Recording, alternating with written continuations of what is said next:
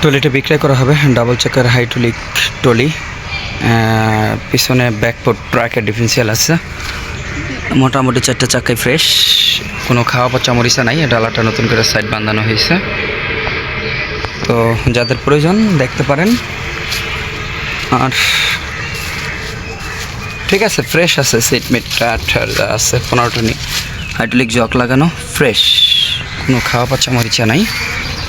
এই একদম ফ্রেশ। যাদের প্রয়োজন যোগাযোগ করতে পারেন।